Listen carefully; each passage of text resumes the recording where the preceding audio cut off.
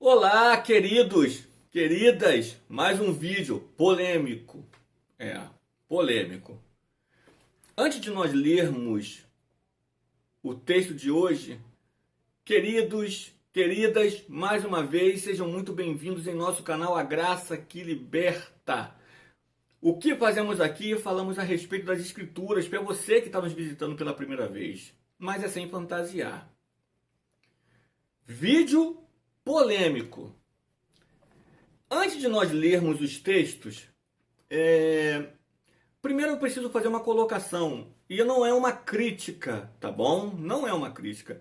Existem pessoas que vêm no nosso canal que levantam pautas dentro do entendimento que elas têm. Dentro do entendimento que elas têm. Não estou julgando como errado. Nós trazemos no canal algumas situações das escrituras que uns aceitam e outros não. Natural, do ser humano. Desde que ser humano é ser humano, sempre foi assim.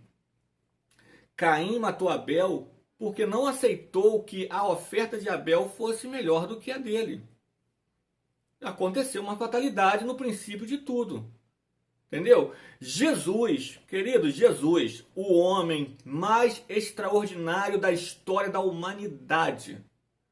Não precisa fazer comentário a respeito dele, da grandeza de tudo que ele foi, porque as referências a respeito dele revelam isto.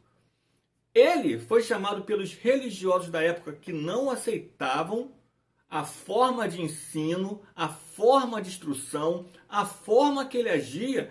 Ele foi chamado de príncipe das moscas, a saber, Beelzebub. Vou deixar o verso para vocês lerem se quiser. Jesus, Paulo, o apóstolo Paulo, antes de ser apóstolo, antes de ir após para ensinar, instruir o evangelho da graça, ele perseguia, matava, oprimia os cristãos da época. Enquanto ele fazia isso, os religiosos da época o aplaudiam, o veneravam e davam cartas para que ele tivesse livre acesso para fazer o que ele quisesse com os cristãos da época. Mas quando ele se converteu, que ele escreve a carta aos Gálatas, dizendo que foi para a liberdade que Cristo te libertou, os mesmos que o aplaudiam chamaram Paulo de peste.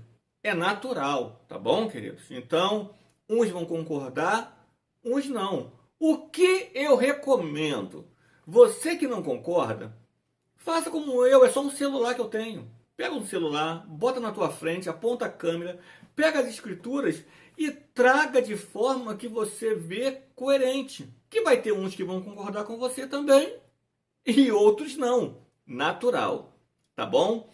Dito isso, vamos ao propósito do vídeo de hoje. Qual é o tema, Alexandre? Satanás. Fato ou fake? Um ser ou um mito?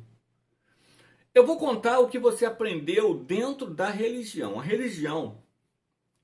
religião ensina da seguinte forma. Pode me corrigir, tá? Do lado, não sei se é aqui ou é aqui que escreve, mas pode escrever aí se o que eu vou narrar está errado.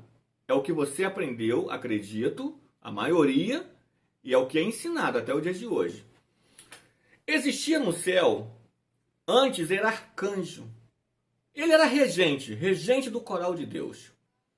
Diz que quando ele tocava, os montes, as pedras do monte, entravam em chama, fumegavam. Os louvores que ele entoava a Deus, os louvores que ele entoava a Deus, era tão fascinante que diz os religiosos que, biblicamente, foi a única promoção que houve nos céus. Ele foi ungido querubim. Ele deixou de ser um arcanjo e passou a ser um querubim. Lúcifer é o nome dele, que significa o portador da luz. Mas quando ele foi ungido querubim, No coração dele nasceu a soberba de assentar-se no trono de Deus, acima das estrelas, e ser semelhante ao Altíssimo. Quando isso acontece, segundo a religião, vai surgir no meio dessa história um arcanjo, a saber, Miguel ou Michael, que também tem um significado interessante o nome. Quem será como Deus? Ou quem como Deus? E Miguel vai desembanhar sua espada, vai vencer o querubim Lúcifer e vai lançá-lo à terra. Não só ele, mas a terça parte dos anjos dos céus, que a religião chama de demônios, que te perturba o tempo todo. E quando Satanás cai na terra, no coração dele agora nasce o seguinte propósito: eu vou perseguir os escolhidos, os comprados, os que ele pagou o preço, enquanto eu puder. Até chegar o dia que vai acontecer a segunda morte, que vai cair eu, os anjos ou os demônios que me seguem e aqueles que eu conseguir resgatar também para o meu lado. Tá certa a história ou não tá? Comenta. Pode dizer se esse relato bate ou não bate com o que a religião ensina. Agora nós vamos para o lado de sem fantasiar que as pessoas marretam. Poxa, gente, pega devagar. Eu sou teu irmão em Cristo. Sim. E você não é obrigado a concordar com a ideia que nós trazemos, a interpretação que nós damos às Escrituras. Mas se você for racional, você vai ver que é mais lógico. Bom, sem fantasiar, agora nós vamos ler 2 textos do Antigo Testamento. Mas tem um período. Um texto, e é importante isso, ele foi escrito depois do cativeiro do Império Babilônico, onde o povo de Israel ficou 70 anos cativo e foi libertado pela mão do imperador Ciro. Ok? Um texto foi escrito depois. E o outro, Alexandre? O outro foi escrito antes. Antes do povo ir a cativeiro. Ok. Quem escreveu o primeiro texto, Alexandre? Samuel escreveu antes. E o segundo? Esdras, que vai trazer depois. Então nós vamos ler primeiro Samuel, um versículo só. Depois, se você querer ler todo o texto para ver se realmente bate um com o outro, pode fazer isso. Eu vou deixar aqui, tá?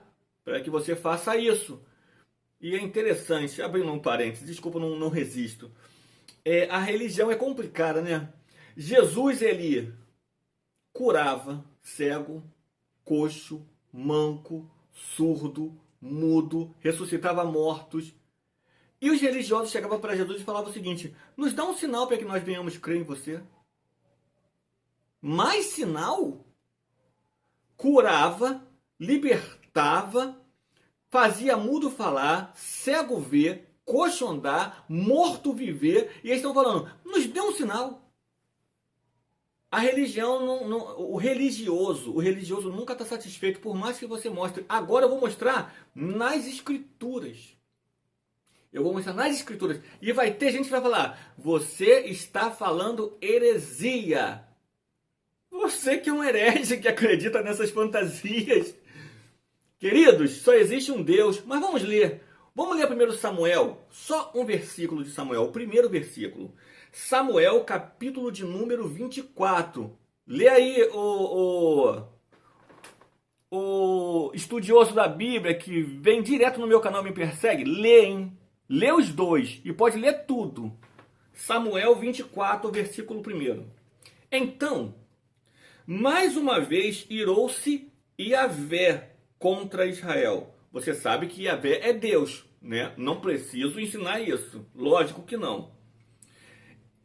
E moveu Davi a punir o povo, ordenando: vai agora e faz a contagem completa do povo de Israel e de Judá. Antes de nós lermos o segundo texto, já andando para o final do vídeo, tá? Quem escreve isso? Samuel. O que Samuel relata? Que Deus se irou contra o povo e, por se irar contra o povo, faz com que Davi faz a contagem de todo o povo de Israel e também o povo de Judá. Depois, se você querer todo o texto, querer ler todo o texto, fique à vontade. Na própria epígrafe do texto, teólogos, na própria epígrafe do texto, vai nos dar o segundo texto que foi escrito depois de 538. O que tem 538? Em outro vídeo eu explico. E o que vai acontecer? Qual é o texto, Alexandre, que vai dar como referência? Vai dar como referência primeiro livro das Crônicas dos Reis, capítulo de número 21. Vamos ler só o verso primeiro também. Vamos pular para lá. Aqui. Primeiro livro das Crônicas dos Reis, capítulo de número 21, verso 1. Vou ler. Então, Satã, o inimigo, levantou-se contra Israel e induziu Davi a fazer um recenseamento de todo o povo debaixo do governo do rei. O que é um recenseamento? É a contagem. E esse aqui, a epígrafe, vai dar como referência também o segundo livro de Samuel 24:1. Por quê? Porque é o mesmo texto. E qual é a diferença, Alexandre? Em Samuel, o texto Samuel escrevendo vai falar que quem se irou contra Israel foi Deus. Mas quando chega no livro dos Crônicas dos Reis, quem se irou foi Satanás. Por quê? Ô teólogo, Satanás significa opositor. Deus se opôs contra Israel, se tornou opositor. Deus se irou, foi contra. E Deus, no livro de Crônicas, é chamado de Satanás. Deus é Satanás? Meu Deus, que heresia! Lê na sua escritura, lê na sua Bíblia. Abre aí. Católica, pentecostal, de estudo, qualquer uma. Lê aí. Você não consegue entender, é que você está preso a um sistema e acredita na história que eu contei no começo. Só que a escritura revela que Satanás, na realidade, e tem vários textos, eu posso trazer outro, não vou fazer agora porque o vídeo vai finalizar aqui. Satanás, biblicamente falando, é quem se opõe. Não é um ser. No livro de Crônicas é Satanás. No livro de Samuel é Deus. Qual é a diferença? É o tempo. Um foi escrito depois de Babilônia e outro foi escrito antes. Mas por que essa diferença você está dando, Alexandre? Em um outro vídeo, se vocês quiserem, eu pego e respondo a outra questão. Mas hoje nós vamos parar por aqui. Satanás é nada além de um adjetivo. Só existe um Deus e Deus ele é todo poderoso. Agindo Deus, Satanás impedirá? Não. Quem impedirá? Ele é todo poderoso, então não pode ter um ser que toma a frente de Deus e frustra os planos do Senhor. Termina esse vídeo com as frases que eu amo demais das Escrituras. Frase da graça. Foi para a liberdade que Cristo te libertou. Mas nenhuma condenação há para você que está em Cristo Jesus. E eu finalizo com o dizer de Paulo ainda. Nada é nada, querido. Nada é nada. Filho erra. É castigado, mas isso não pode acontecer uma separação daquilo que Deus sente por você. Nada te separará do amor de Deus que está em Cristo Jesus. Ponto. Simples assim.